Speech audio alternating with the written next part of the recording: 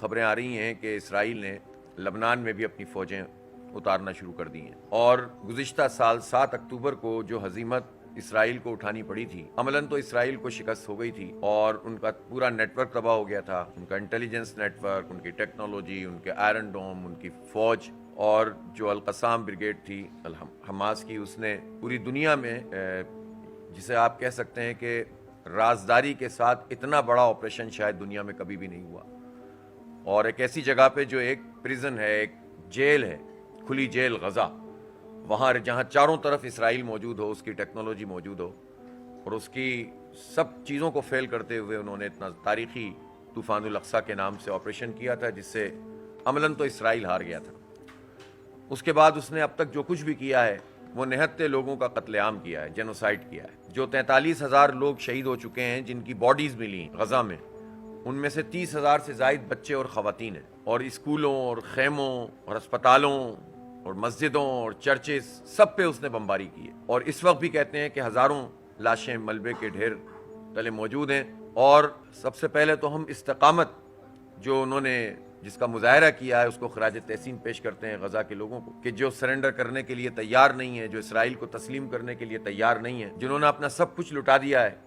لیکن ڈٹ کر کھڑے ہوئے ہیں۔ اصل میں تو ہونا یہ چاہیے تھا کہ اس کے بعد پوری امت کو فلسطینیوں کے ساتھ کھڑے ہو جانا چاہیے تھا، عرب ممالک بھی، غیر عرب ممالک بھی، اور اگر یہ مسلمان حکومتیں اور مسلمان فوجیں جن کے پاس اسلحے کی کمی نہیں ہے اور تعداد کی بھی کمی نہیں ہے، اور بڑے بڑے ممالک جن کی فوجی حیثیت بہت زیادہ ہے، وہ اگر ایک ساتھ کھڑے ہو جاتے اور واضح میسج اسرائیل کو دیتے کہ آپ نہتے لوگوں کے اوپر بمباری نہیں کر سکتے،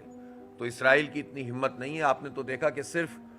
اس آپریشن کے بعد لاکھوں کی تعداد میں اسرائیل سے لوگ نقل مکانی کر چکے ہیں، اور ابھی جب حزب اللہ نے ان کے اوپر راکٹ داغے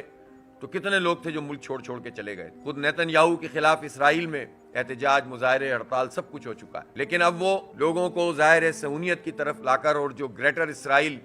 کا ان کا ایک تصور ہے اور خواب ہے جس کو وہ اپنا عقیدہ سمجھتے ہیں کہ نیل سے لے کر فرات تک، یعنی مصر سے لے کر عراق تک، اور اس میں وہ شامل کرتے ہیں مدینہ منورہ کو بھی خاک میں بدن، اور اس کے علاوہ وہ جارڈن اور ارد گرد کے سارے علاقے، اور وہ کہتے ہیں کہ یہ ہمارا گریٹر اسرائیل ہے اور ہم اس کو حاصل کریں گے۔ تو اس لیے ہم یہ کہنا چاہتے ہیں کہ آج اگر غزہ کے لوگوں کے ساتھ یہ سلوک ہو رہا ہے اور لبنان پہ وہ بمباری کر رہا ہے اور یمن کے اوپر بھی اس نے اٹیک کیا ہے، تو جو ممالک یہ سمجھ رہے ہیں کہ ہم اسرائیل سے دوستی کر کے اور اسرائیل کی سے ساز باز کر کے یا خاموشی اختیار کر کے ہمیں نجات مل جائے گی، تو ایسا کبھی بھی نہیں ہوتا دنیا میں۔ تاریخ اس بات کی گواہ ہے کہ وہ بادشاہ، وہ شیوخ، وہ حکمران، وہ ڈکٹیٹرز اور وہ سپہ سالار مسلم دنیا میں جو موجود ہیں،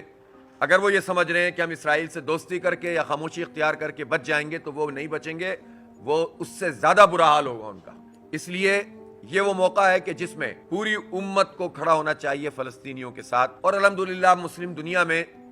جو عوام ہیں ان کے دل تو فلسطینیوں کے ساتھ دھڑکتے ہیں، کبھی کم کبھی زیادہ احتجاج کی لہر بھی بنتی ہے، لیکن حکمران طبقہ اپنا رول ادا نہیں کر رہا۔